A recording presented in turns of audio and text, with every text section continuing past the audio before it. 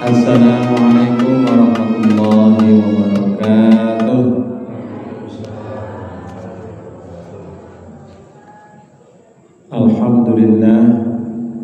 Alhamdulillahirabbil alamin.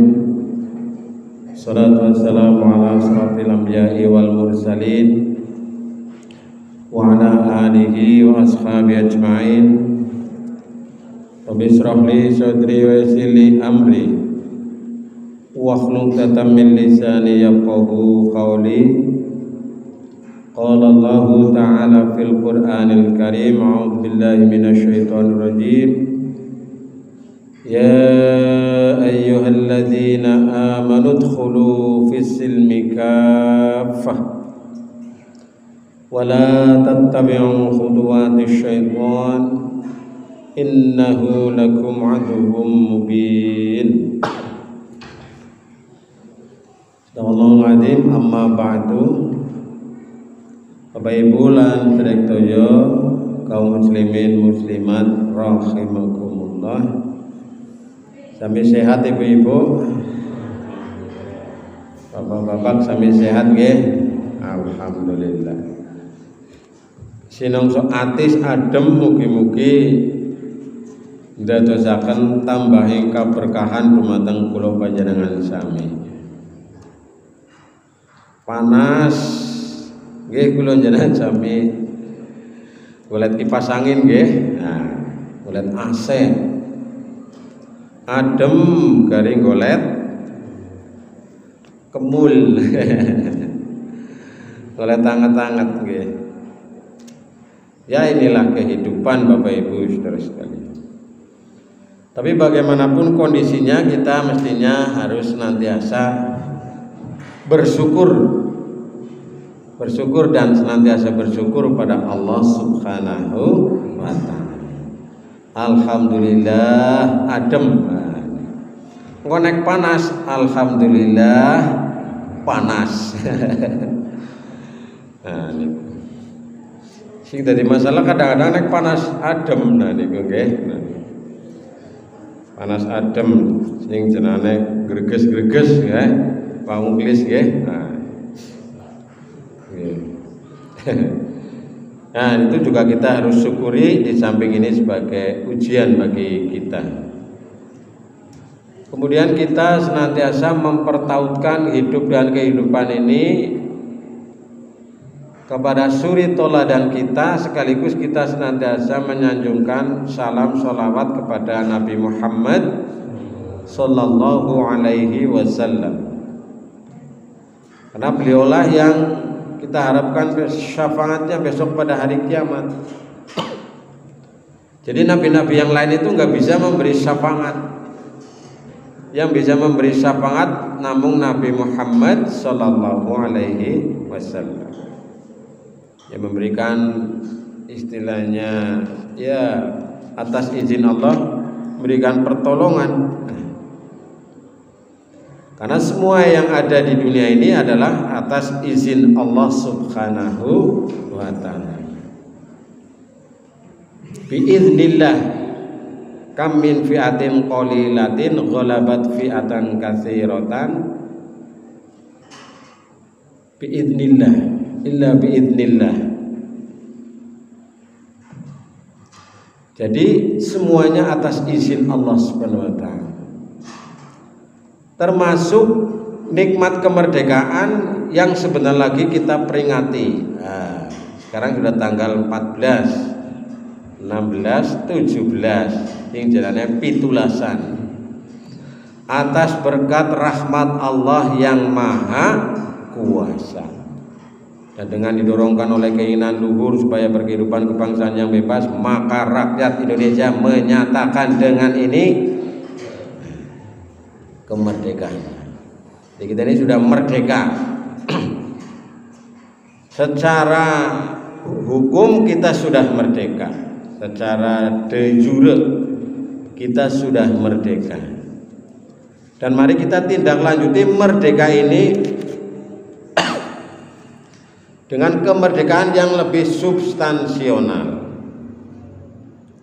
Yaitu kita merdeka dari segala macam pengaruh merdeka dari segala macam belenggu, dan kita hanya dalam pengaruh, dalam ketaatan, yaitu hanya kepada Allah Subhanahu wa ta'ala. Inilah kita ini nanti menjadi manusia merdeka, yang sebenar-benar merdeka ketika kita sudah bisa mengikrarkan la ilaha illallah, tidak ada Tuhan selain Allah. Nah, ini kalau kita sudah mengikrarkan la ilaha illallah, maka kita ini sudah benar-benar menjadi manusia yang merdeka. Tapi kalau kita belum bisa mengikrarkan, belum bisa mengibarkan, belum bisa kita ini mempersaksikan la ilaha illallah, nah maka kita ini kemerdekaannya masih dipertanyakan. Dalam konteks kita ini merdeka secara substansi, secara hakikat. Jadi kita ini mengikrarkan tidak ada Tuhan selain Allah, dan kita hanya kepatuhan hanya kepada Allah, kita taat hanya kepada Allah, menghamba hanya kepada Allah. Bahkan kita tidak boleh bersyarikat, tidak boleh menyekutukan Allah Subhanahu wa ta'ala. Maka inilah orang-orang yang hamba-hamba yang merdeka nantinya ini. Nah, ini kuliah kita malam hari ini. Nanti kira-kira 40 menitan lah ya. Nah, jadi bagaimana upaya kita untuk memperkuat, untuk menuju kepada kemerdekaan yang sejati? Nah, ini yang akan saya bahas malam hari ini. Bapak Ibu dan saudara sekalian, bahwa kita ini merupakan makhluk yang diciptakan oleh Allah Subhanahu wa ta'ala. Untuk apa? Untuk menghamba kepada Allah Subhanahu wa ta'ala. Maka kita ini harus menyerahkan diri kita kepada Allah Subhanahu wa ta'ala, dan kita harus cinta kepada Allah Subhanahu wa ta'ala. Walladzina amanu asyaddu hubbalillah. Adapun orang yang beriman itu amat sangat cintanya kepada Allah. Dalam surat Al-Baqarah 165. Jadi kita mungkin kita cinta ya sama istrinya, sama istri cinta nggih. Nah, ibu-ibu maring suamine maring bapake sami cinta nggih. Nah, kita kepada anak-anaknya juga cinta, kepada dunia juga cinta, kepada yang lain-lain juga cinta. Boleh itu semuanya, tapi jangan sampai melebihi cinta kita kepada Allah. Nah, ini yang dikehendaki, supaya cinta kita ini tidak melebihi cintanya kepada Allah Subhanahu wa ta'ala. Maka orang yang beriman ini, orang yang taat kepada Allah, pasti dia nanti akan taat kepada turunannya, kepada konsekuensinya, yaitu taat kepada Rasulullah Sallallahu Alaihi Wasallam. Maka Rasulullah menyampaikan sebagaimana dikutip dalam Al-Qur'an surat Ali Imran ayat 31, qul in kuntum tuhibbunallah fattabi'uni. Katakanlah, jika kamu benar-benar mencintai Allah, ikutilah aku, kata Nabi. Yuhibbukumullah wa yaghfir lakum dunubakum wallahu ghafurur rahim. Niscaya Allah mencintai dan mengampuni dosamu. Allah Maha Pengampun lagi Maha Penyayang. Dari surat Ali Imran ayat 31. Jadi kita ini cinta kepada Allah, cinta kepada Rasulullah, dan Rasulullah nanti juga memerintahkan supaya kita ini cinta kepada tanah air. Nah, maka ada istilah yang namanya Hizbul Waton. Nah, ada pembela tanah air, karena kita diperintahkan supaya hubbul waton, mencintai kepada tanah air. Hubbul waton minal iman. Nah, ini kata Nabi. Maka kita ini benar-benar merdeka, tapi dalam pengertian yang substansional. Maka tadi saya menyampaikan firman Allah di awal pada surat Al-Baqarah ayat 138, yaitu mengenai upaya kita ini untuk mencelupkan diri kita, mencelupkan diri kita, yaitu pada apa? Sibghah, celupannya Allah Subhanahu wa taala. Sibghatallahi wa man ahsanu minallahi sibghah wa nahnu lahu 'abidun. Sibghah Allah, dan siapa yang lebih baik sibghahnya dari Allah, dan hanya kepadanya lah kami menyembah. Artinya Bapak Ibu dan saudara sekalian, hati kita, akal kita, jasad kita yang sudah mengikrarkan la ilaha illallah ini akan mendapatkan celupan, mendapatkan warna, mendapatkan bentuk, mendapatkan identitas yang disebut dengan sibghah Allah ini. Sehingga hati kita ini benar-benar yakin, akal kita ini benar-benar yakin, dan jasad kita juga benar-benar yakin dengan mengamalkan yang disebut dengan amal soleh. Nah ini sebagai pengantar Bapak Ibu, bahwa ternyata kita ini juga harus terus meningkatkan keyakinan kita, ikrar kita, tauhid kita, la ilaha illallah. Lalu bagaimana supaya kita ini bisa terpupuk, bisa terjaga kemerdekaan kita, persaksian kita, ikrar kita kepada Allah? Yang pertama, kita harus bertawakal hanya kepada Allah Subhanahu wa ta'ala. Jadi kita ini tidak boleh menyerahkan urusan setelah berikhtiar bukan kepada Allah, tapi kita harus menyerahkan urusan ketika kita sudah berikhtiar itu hanya kepada Allah. Aku wis, ya misalnya kita ini menjadi orang yang, mohon maaf, menjadi orang bodoh, wis belajar, wis sinau, wis maca, wis ngapalna, kan ini. Nah nanti hasil akhirnya kita serahkan kepada Allah.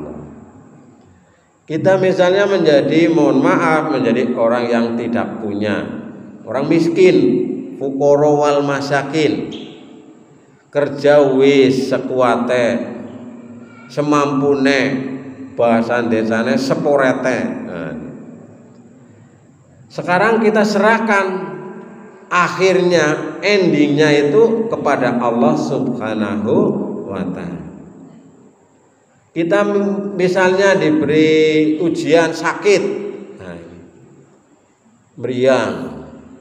Nah, ini semua kita kan pasti pernah mengalami sakit, meriang. Mulai meriang sing lagi mangsan kayak gini, kadang-kadang mangsan meriang panastis, gitu. Orang sing tua, orang sing bocah. Jadi awake panas tapi hawaan rasane atis.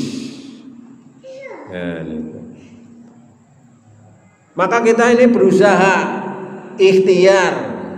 Ikhtiarnya ana sing dipijeti, ana sing tuku obat, diminum, diuntal. Ana sing maring dokter, ana sing pijat refleksi mungkin, minum obat herbal,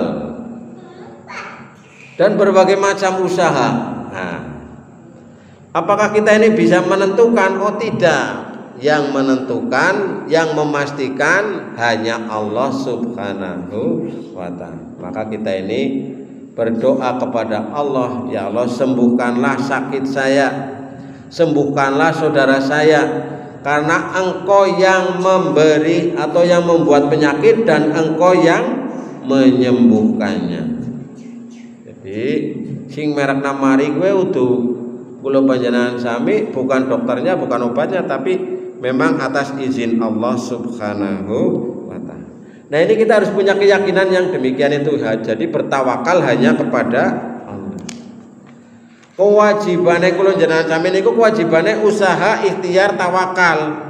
Nah, jadi tidak wajib mari, tidak wajib kaya, tidak wajib pinter, tapi kita ini wajib usahanya, wajib ikhtiarnya, wajib tawakalnya. Maka Allah menyampaikan wa'alallahi fatawakkalu in kuntum mu'minin, dan hanya kepada Allah hendaknya kamu bertawakal jika kamu benar-benar orang yang beriman.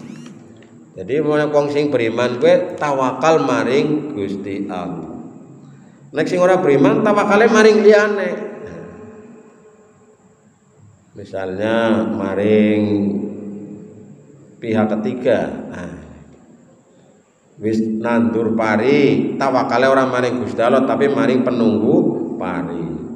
Wis berobat, tawakale ora maring Gusti Allah tapi maring dukune, maring doktere. Wis usaha tapi rezekine urung kowe tawakale maring liyane. Nah, ini yang kemudian menjadikan kita ini menjadi hamba-hamba yang tidak merdeka. Kalau kita bertawakal kepada Allah, maka kita ini menjadi hamba-hamba yang merdeka. Bebas kita ini. Ini yang pertama Bapak Ibu Saudara sekalian. Kemudian yang kedua, kita hendaknya mengakui bahwa semua nikmat lahir dan batin adalah karunia Allah Subhanahu wa ta'ala. Jadi nikmat yang kita rasakan, kita yang lihat, yang kita nikmati, ini semuanya dari Allah Subhanahu wa ta'ala. Jangan seperti korun. Ini kan korun kan. Contoh yang sering disampaikan itu kan korun. Jadi kadang-kadang manusia itu mengklaim bahwa nikmat yang dia diperoleh itu semata-mata usaha. Gitu ini usahanya aku, kiye jasane aku, tenagane aku, pikirannya aku, ngilmune aku, carane aku. Nah ini karena kemunafikannya ini menafikan Allah. Korun ini bersikap sombong. Maka korun berkata, sesungguhnya aku hanya diberi harta itu karena ilmu yang ada padaku. Nah, jere korun kayak gue. Qala innama utituhu ala ilmin indi. Kata korun, sesungguhnya aku hanya diberi harta itu karena ilmu yang ada padaku. Jajal, korun gue nalikane dijaluki hartane deneng utusane Nabi Musa niku jawabe kaya niku. Ki banda dunyane kiye tuli anu berkat kepinterane aku kaya niku. Maka kemudian dalam surat Al-Qasas niki ya ayat 81, maka kami benamkan korun beserta rumahnya ke dalam bumi. Diamblesna korun sak banda dunyane karo umahe maring bumi, ditelan bumi. Maka tidak ada baginya suatu golongan pun yang menolong terhadap azab Allah, dan tidaklah ia termasuk orang-orang yang dapat membela dirinya. Wis ora ana sing bisa mbelani banda dunya sing pirang-pirang, malah dadi merekna cilaka. Nah kula jenengan sami mestine kepengin duwe banda dunya niku, duwe banda dunya sing merekna bejak, merekna bahagia, merekna kula panjenengan sami diridhoi dening Allah Subhanahu wa ta'ala. Nah, ini yang kedua Bapak Ibu Saudara sekalian, kita ini hendaknya mengakui bahwa harta yang kita miliki itu nikmat yang kita rasakan itu, nikmat yang kita lihat itu semata-mata adalah dari Allah. Mangkene mun kaya niki kepenak Gusti Allah nalikane njaluk hak-hake Gusti Allah, hak fakir miskin. Kemudian kewajiban kita ini menjadi enteng, menjadi ringan. Wong aku anu diwenang Gusti Allah njaluk ya diparingaken. Maka ini kemudian dalam bahasa-bahasa yang lain dalam Quran ini kita perniagaan paling baik adalah berniaga dengan Allah Subhanahu wa taala. Nah ini Bapak Ibu, menjaga kemerdekaan kita dengan menguatkan keyakinan kita bahwa semua nikmat lahir batin adalah karunia Allah Subhanahu wa taala. Suaranya mboten bengung napa nggih? Pak Muklis jelas mboten? Pun saya. Kemudian yang ketiga, beramal hanya tujuannya hanya kepada Allah. Jadi tidak ada amalan kita yang ditujukan bukan kepada Allah. Nah niki manten angel niki nggih. Harus dilatih beramal tapi tujuannya nunggu Gusti Allah tok. Niki luar biasa. Luar biasa kepenake tapi luar biasa angele. Kepenak sing pun kulina sing wis biasa sing pun dilatih enteng. Abot nek sing durung dilatih urung biasa. Jadi seolah-olah seperti mustahil. Wong amal kok nggo Gusti Allah tok. Nah niki. Maka kita ini sudah bersaksi qul inna sholati wa nusuki wa mahyaya wa mamati lillahi rabbil alamin la syarikalah. Katakanlah sesungguhnya sholatku, ibadahku, hidupku dan matiku hanyalah untuk Allah Tuhan semesta alam.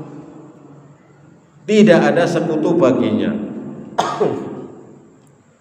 Surat Al-An'am ayat 162.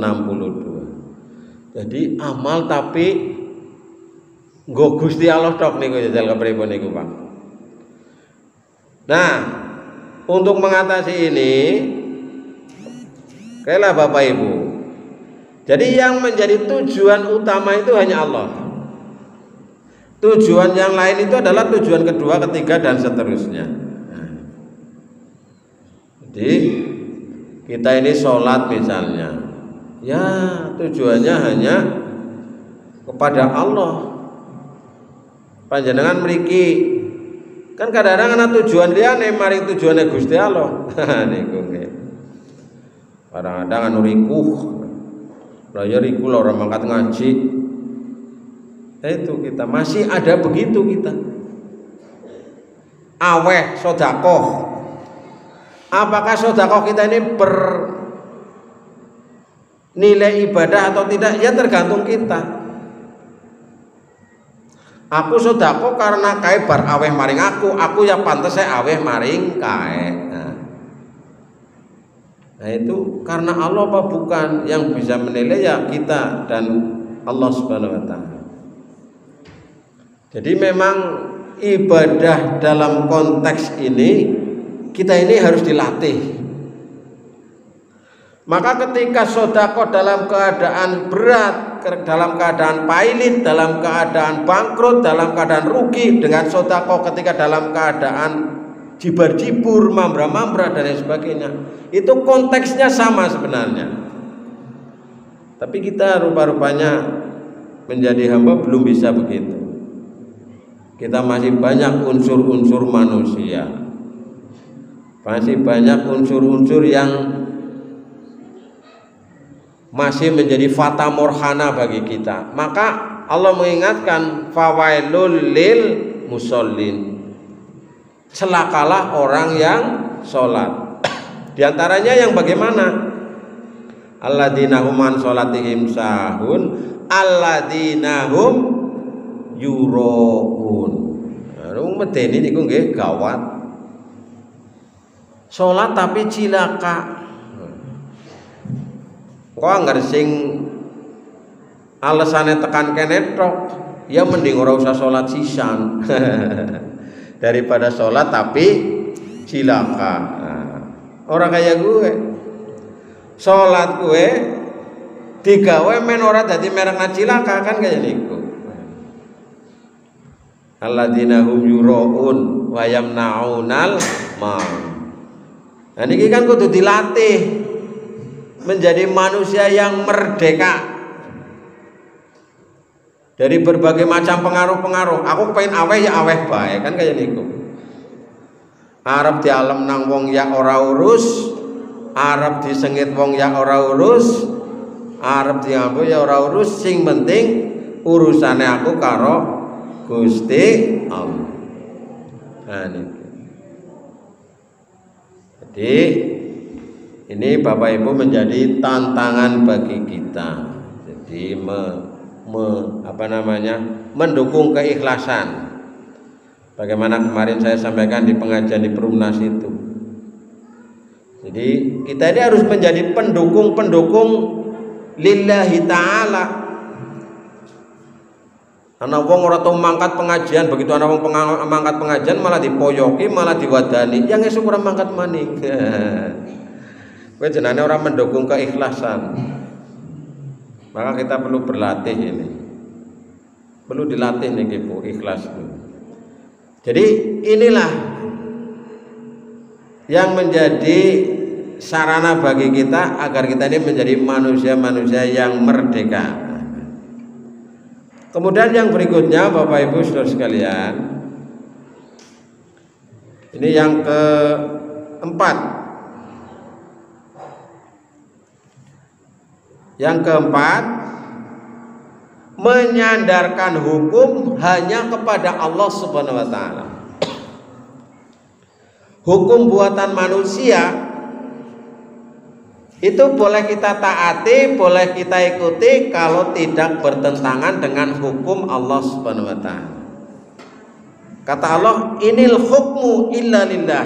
Hak menentukan hukum itu hanya milik Allah. Jadi aslinya sing gawe hukum al-hakim kuwi namung Gusti Allah. Nah, menungsa kuwi uli gawe aturan tapi sing aja melanggar karo aturane Gusti Allah. Contohnya aturan, misalnya aturan sing melanggar perintah Gusti Allah. Peraturan dilarang mengadakan pengajian.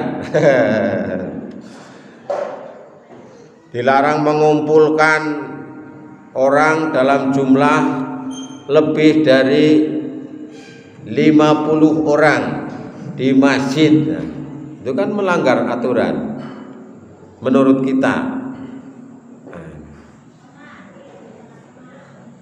Perempuan-perempuan ketika masuk pasar tidak boleh memakai jilbab misalnya.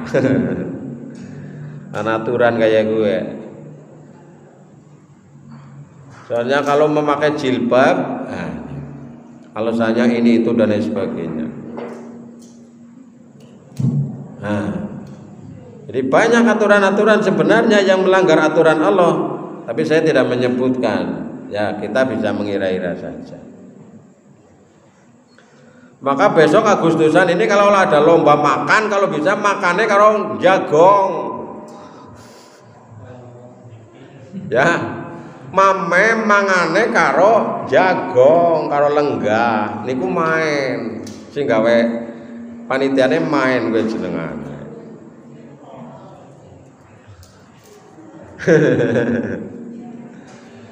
Ya mulai dari hal yang kecil-kecil seperti itu. Umpamanya anak-anak peragaan busana ya peragaan busana muslim muslimah ya.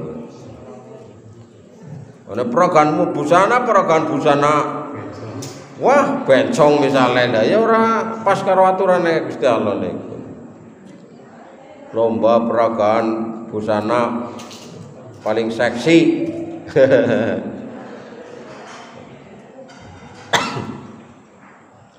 Nah, sing kaya niku kula jenengan sami berusaha untuk menghindari.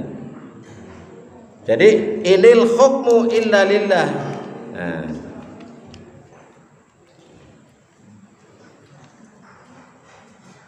Dan ini bisa terjadi Bapak Ibu Saudara sekalian, nanti suatu saat orang-orang itu membuat hukum-hukum sendiri-sendiri. Dan dia menyatakan bahwa ini hukum Tuhan, ini hukum Allah. Dulu pernah terjadi itu. Para pendeta-pendeta, rahib-rahib gawe hukum dewek, goleh ngomong gue hukumnya sekang Gusti Allah. Ittakhadhu akhbarahum wa ruhbanahum arbaba min dunillah. Ya niki. Coba kita simak artinya. Mereka menjadikan orang-orang alim dan rahib-rahib mereka sebagai Tuhan selain Allah. Nah, jalan para kawan. Jadi wong pinter, para ulama dalam bahasa ini nanti dulu disebutnya rohib niku.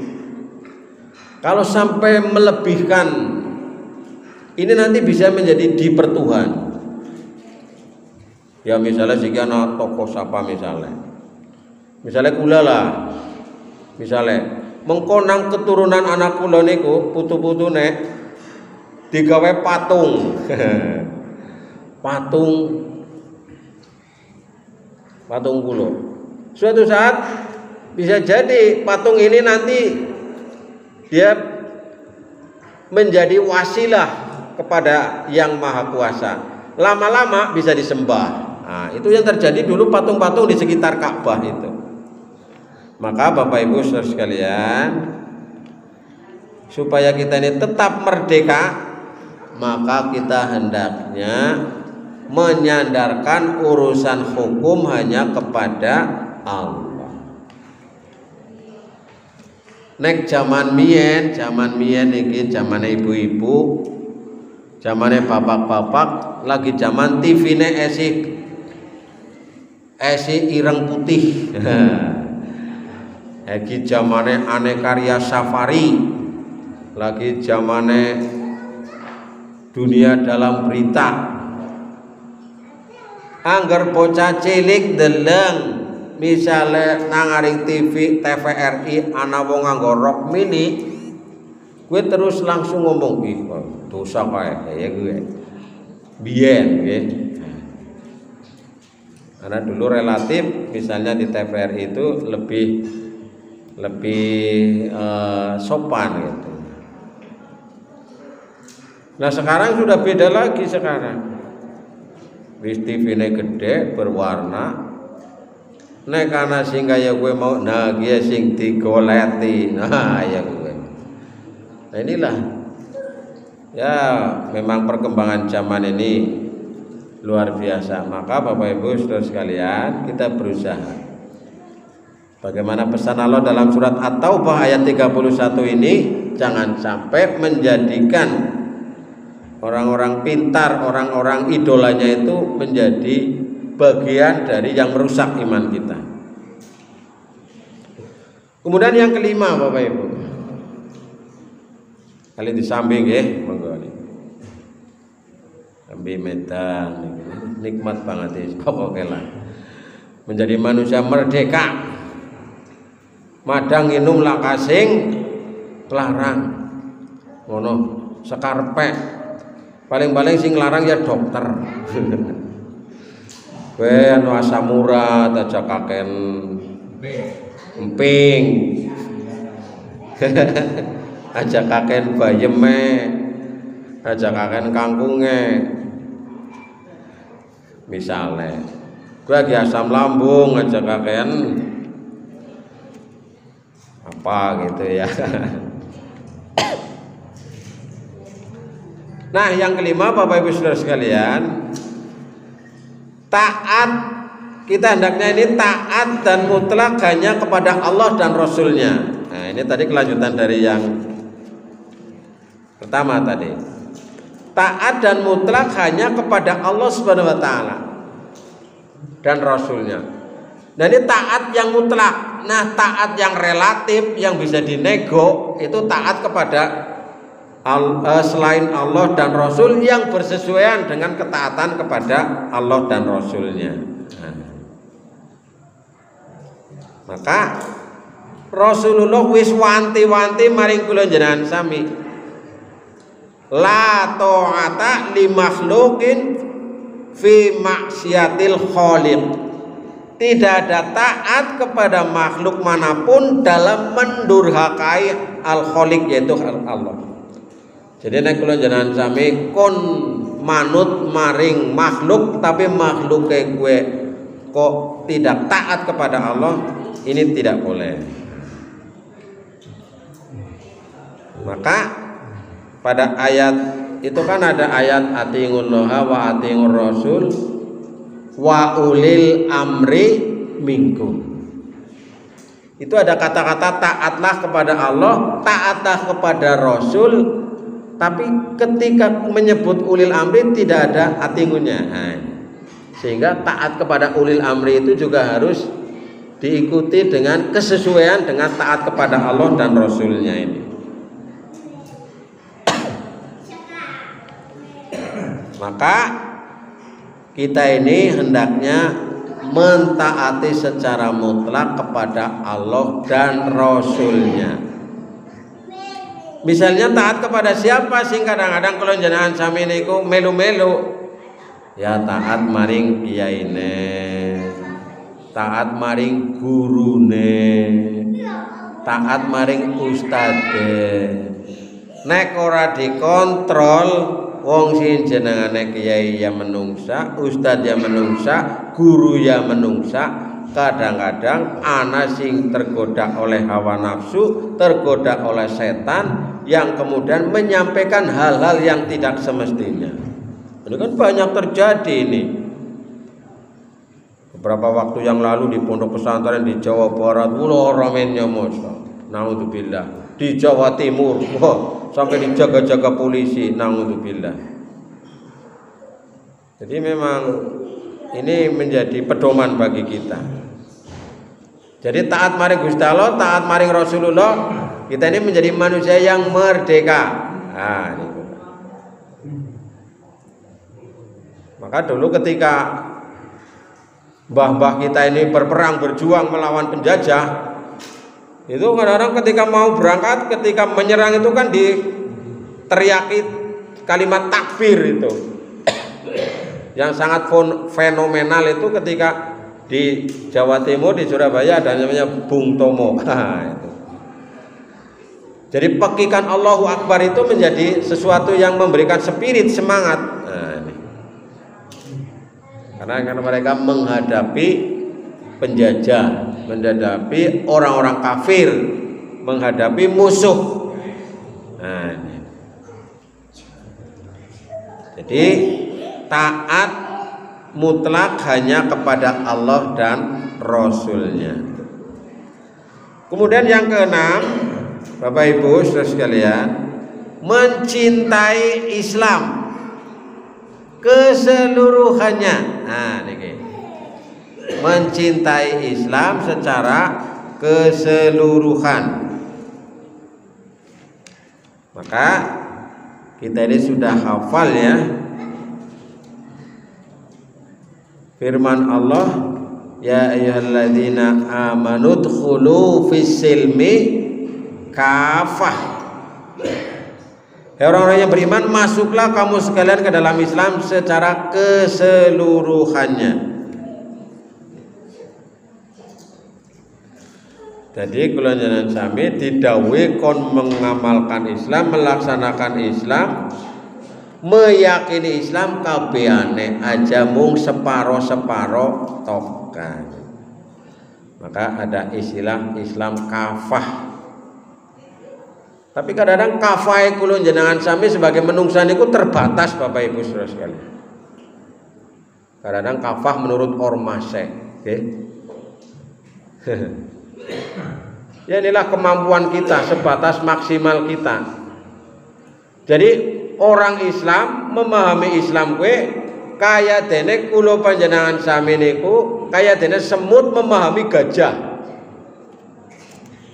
Semut sing nang mburi nang nggon buntut ditakoni semut sing jenengane gajah kaya ngapa? Semute golek jawab kepriye menika kira-kira. Oh sing jenengane Islam kuwi dawa. Anu nang buntute gajah sih. Nah, semut kuwi ana sing nempel nang aring sikile gajah. Semut sing jenengane gajah kuwi kaya ngapa? Gede, jejuk, ledep. Wah, niku. Engko beda maning semut ana sing nang aring nggon dhuwure gajah. Sing jenengane gajah kuwi kaya lapangan sepak bola, ombo banget. Ana maning kok semut sing temempel nang aring telalene gajah. Semut sing jenengane gajah kuwi kaya ngapa? Sing jenengane gajah kuwi bisa ubah ngene-ngene kaya kiye. Ini macam-macam nih. Nah ini nanti bisa diibaratkan sebagaimana orang yang berpandangan terhadap Islamnya itu hanya parsial namanya, sebagian saja. Maka kita perlunya pemahaman yang komprehensif, menyeluruh. Pentingnya kita ini belajar.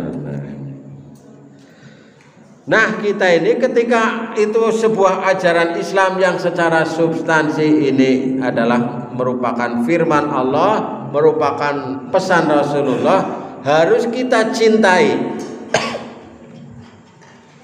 Syahadat, sholat, zakat, puasa, haji misalnya.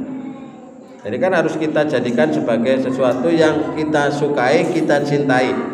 Begitu juga yang diajarkan dalam Al-Quran, dalam hadis Nabi dan seterusnya.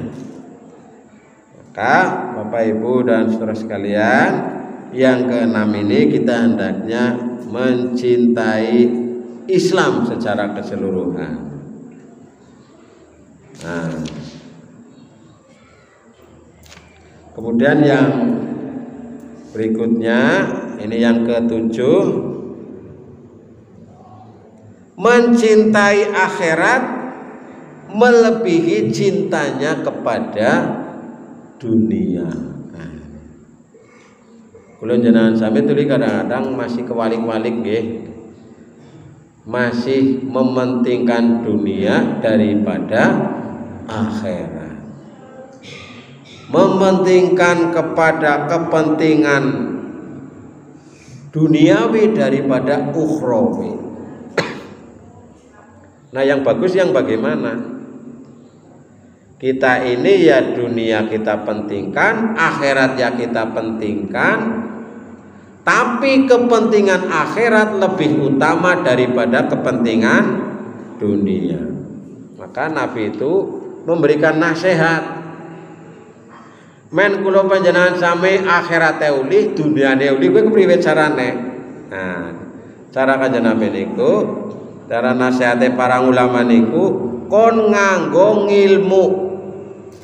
Sapa wong sing menghendaki kebahagiaan dunia maka dengan ilmu. Barang siapa menghendaki kebahagiaan kemuliaan akhirat maka dengan ilmu.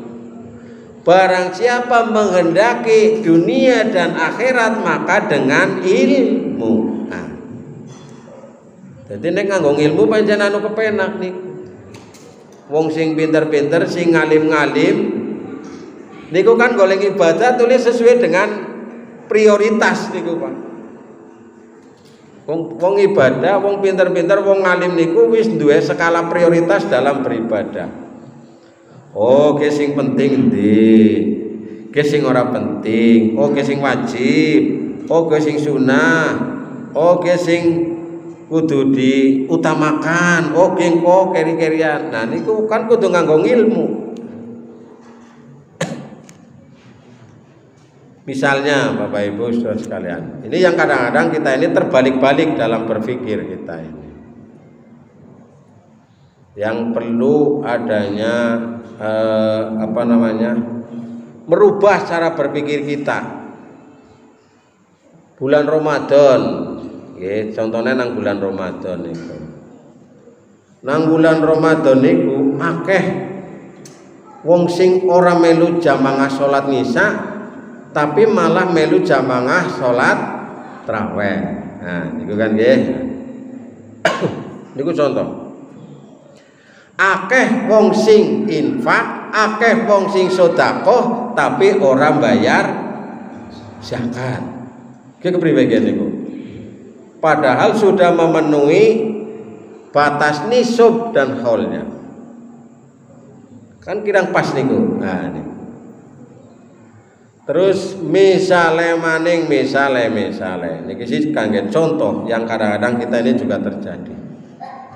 Seseorang punya anak, sing utama niku nopo? Di antaranya akikoh nggih, nyembelih wedhus, nek duwe anak lanang wedhuse loro, nek duwe anak wadon wedhuse siji. Niku sing utama. Tapi kadang-kadang kita yang dipikir itu bukan itunya. Apa nih? Nah, rame-rame nggih. Nah. Jadi kita ini memang perlu meluruskan cara berpikir kita, Bapak Ibu Saudara sekalian. Kadang-kadang kita ini masih demikian. Maka kita perlu menumbuhkan. Ya wong kadang-kadang dia merasa dirinya tidak punya yang menyebut itu dirinya. Lagi kurban wingi misalnya, ya kurban. Ya nek cara wong dia menilai kan dia mampu, dia sugih, mobilnya akeh, motornya akeh misalnya. Tapi kenapa tidak kurban? Karena penilaian dari dirinya sendiri. Yang mestinya dia mampu, mestinya dia. Nah, jadi ini memang perlu kita meluruskan cara berpikir kita agar kita ini lebih mencintai akhirat daripada mencintai dunia. Kita ini masih kadang-kadang mencintai dunia daripada akhirat. Nah, kiwi jam 09.00. Nggih, pun jam 09.00 nggih kula sing terakhiran bae niki. Nah, sing terakhir supaya nek kula panjenengan sane tansah terjaga. Nah, niki. Jangan melakukan syirik. Nah, ini sebagai penutup saja. Jadi orang-orang yang merdeka itu adalah dia hanya tadi yang saya sampaikan itu, dan dia menjauhkan diri dari menyekutukan Allah Subhanahu wa ta'ala. Baik itu syirik yang kecil maupun syirik yang besar, baik syirik yang nampak maupun syirik yang tersembunyi. Nah, ini bahaya syirik. Nah, niki kula badhe maos setunggalipun sing kadang-kadang kula panjenengan sami niku anu mboten kerasa. Rasulullah wonten hadis riwayat Ahmad ngendikaken kados makaten. Saya bacakan artinya. Maukah kalian aku beritahu apa yang paling aku takutkan terjadi pada kalian melebihi kepada Dajjal? Mereka menjawab, tentu ya Rasulullah. Lalu Rasulullah menyatakan, yaitu syirik kecil. Napa Bu? Syirik kecil. Yaitu seseorang sholat dan membaguskan sholatnya dikala dia tahu orang memperhatikan sholatnya. Nah, ini hadis riwayat Ahmad. Siji maning, mengerjakan kemaksiatan dengan tetap meyakininya sebagai kemaksiatan adalah dosa, sedangkan mengerjakan kemaksiatan dengan tidak meyakininya sebagai maksiat adalah kufur. Nah, ini jalan menuju kepada musyrik, atau ini adalah syirik yang tidak terlihat atau tidak nampak, yang hanya bisa dirasakan oleh yang bersangkutan. Jadi Bapak Ibu dan saudara sekalian, hendaknya kita menjauhi syirik atau menyekutukan Allah Subhanahu wa taala. Mboten para Bapak Ibu lan sedaya ingkang kula hormati, kuliah dalu menika kuliah kemerdekaan, okay. Merdeka kita hanya mengikuti secara substansional, secara hakikat, secara filosofi, yaitu memperkuat la ilaha illallah. Tadi jalan-jalannya yang saya sampaikan. Mudah-mudahan bermanfaat. Mari kita akhiri dengan bacaan hamdalah bersama-sama. Alhamdulillahirabbil alamin. Assalamualaikum warahmatullahi wabarakatuh.